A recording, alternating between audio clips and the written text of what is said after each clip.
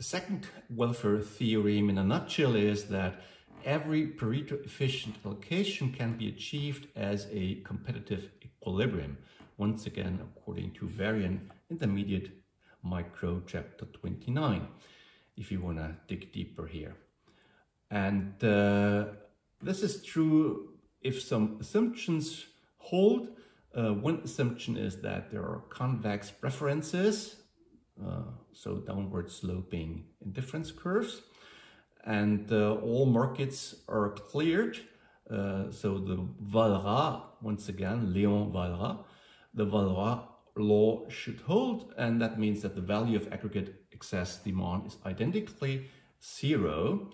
So it doesn't mean that all markets have to be in equilibrium, but if you sum up the excess demands, so here we have an excess demand, and here we have a negative excess demand. So if you sum it up over all markets, so think about we are in general equilibrium, then all markets are clear in a Walrasian sense, according to the Valras law. So from a policy perspective, so this is not a micro lecture here, it's about economic policy. And from a policy perspective, the main policy message is here that we can separate allocation issues from distributive issues. So we can separate allocation and distribution. That's the main message. So we can, on the one hand, look at allocation.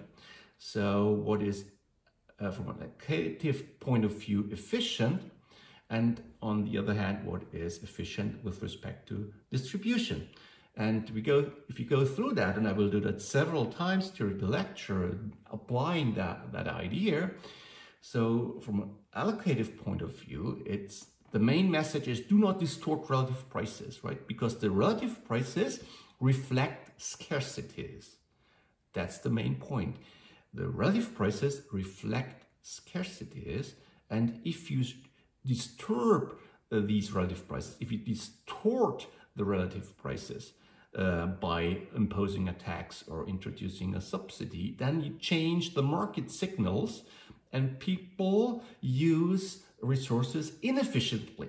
That's the main point if you talk about allocative efficiency.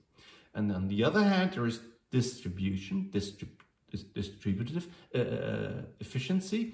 And here the message is we should only redistribute income by changing the endowments, and that means by introducing lump sum taxes or transfers,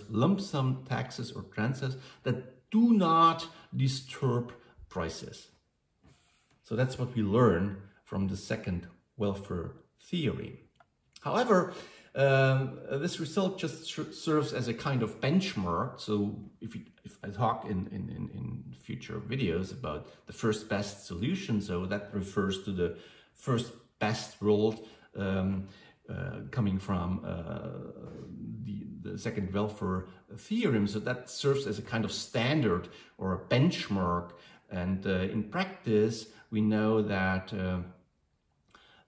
politicians pretty often propose distribution by distorting relative prices. For example, you want to make housing cheaper, then you reduce housing prices. But if you reduce housing prices by some government regulations, then you distort prices, and then you come up with an inefficient policy measure with respect to allocation.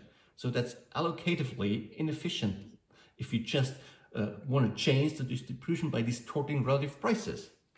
And coming from the second welfare theorem, that means, well, if you want to change the distribution, and there are a lot of arguments for that, if you want to change the distribution, then you should change the endowments via lump sum tax, such as a poll tax, right?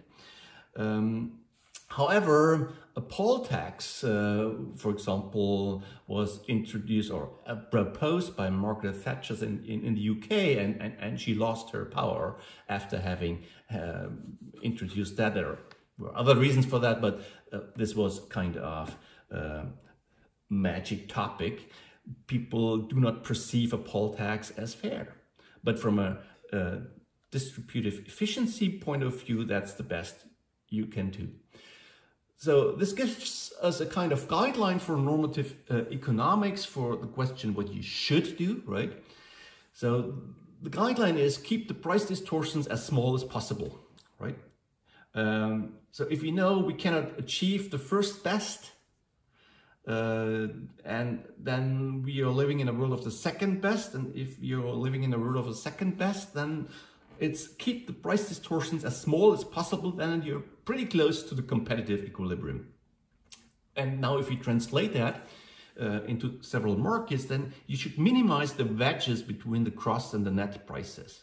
And I will come up with that, or even came up with that in the first lecture by introducing the wedge between the gross and the net wage, right? And if there's a wedge between the gross and the net wage, then that should be pretty small. And if the wedge is pretty small, then the dead weight loss is very small, right? And so the idea is to minimize dead weight loss and to allow for a solution that is as close as possible to competitive equilibrium.